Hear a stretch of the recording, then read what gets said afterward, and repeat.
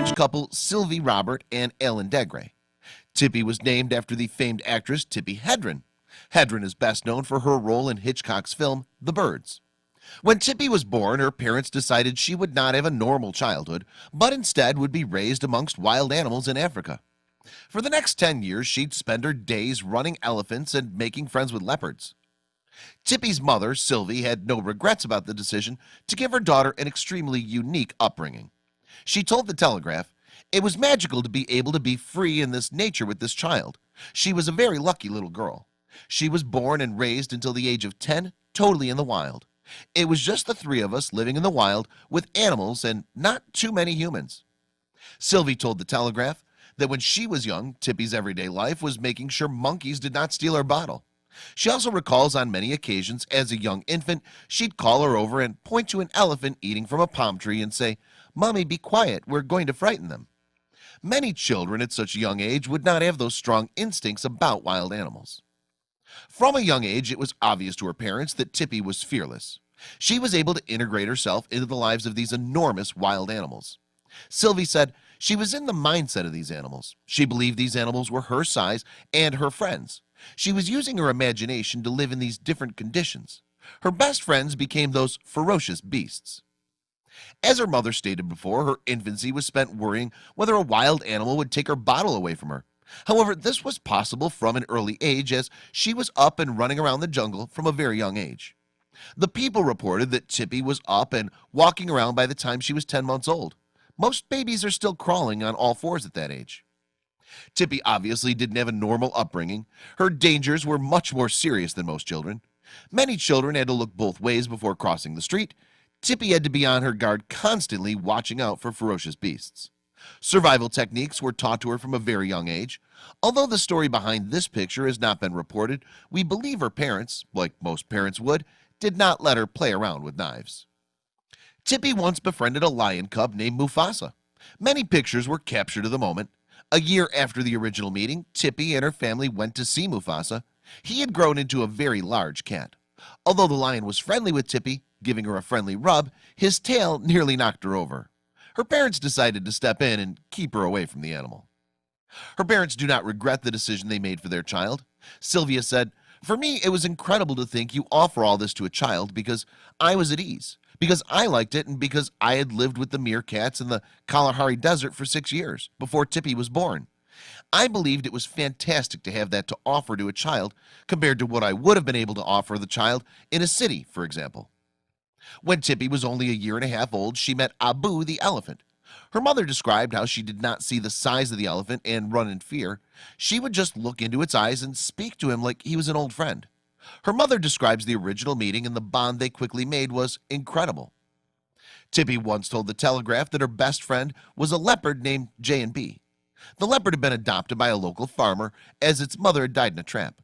The animal was very calm with Tippi. However, it never lost its killer instincts. She recalls a time the cat attacked another child. Tippi walked up and told it to stop. The animal did and ran away. Clearly, from a young age, Tippi had a gift. She was able to connect with animals on levels many other humans are unable to do. Sylvie explained, "Tippi always said that everyone was gifted and this was her gift.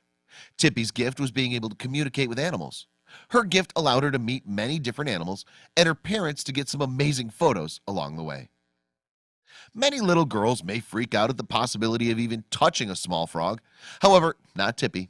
She was a friend to all the animals, including the slimy ones. Here, her parents were able to capture an intimate moment between their daughter and a very large African bullfrog. Many ostriches in the wild would normally run away from humans as they see them as predators. Luckily, the Degrés were able to encounter a tamed ostrich. This one's name was Linda, and it was owned by a local farmer. Tippi looks very carefree, letting the wind blow through her hair as she rides the flightless and large birds back. Throughout her travels, the Degré family would also encounter many tribespeople. Tippi especially befriended the Bushmen and people of the Himba tribe in the Kalahari. The tribe taught Tippi how to survive on roots and berries, speak their language, as well as use a bow and arrow.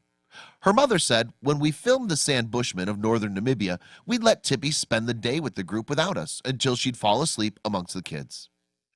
She was accepted by the local tribe children from the beginning. Sylvie said, When we came to a village with African children, within 2 minutes, Tippy was the clown and people found her so cute. She describes how the African children were so accepting of her and enjoyed playing with her, and they were especially fascinated by her hair. Unfortunately, she never found that acceptance when she had to leave Africa and go back to Europe.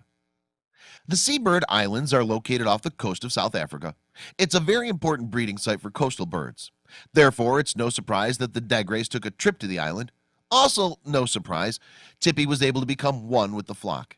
Here she is, seen at age 6, with arms outstretched. She's completely in sync with her surroundings. Once again, Tippy's strong connection with animals shines brightly in this photo. Tippy allows the snake to slither up her bare skin and give her a little kiss. Many young girls and even grown adults would run away screaming. However, not Tippy. Her parents were able to snap this perfect photo, a true testament to the young girl's bravery. As stated before, one of her best friends was a leopard. However, she didn't just play with big wild cats, she enjoyed naps with them too. Most children keep a stuffed teddy bear. Tippy took that concept to a whole new level. She cuddled with live lion cubs during her naps. However, the two look very peaceful, and it's clear that the cub also enjoyed Tippy's presence. When going to the zoo, people are normally instructed not to feed the animals. However, in Tippy's case, she had no rules. Here we see Tippy feeding a zebra. The zebra seems very excited about what she has to offer in that container. As always, Tippy is calm and collected, as is the animal.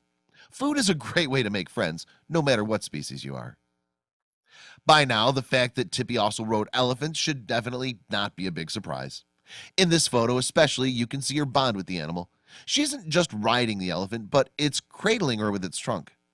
It shows the amount of respect, love, and trust each has for the other. Tippy looks completely serene and relaxed at this moment. Tippy was completely accepted into the local elephant herd.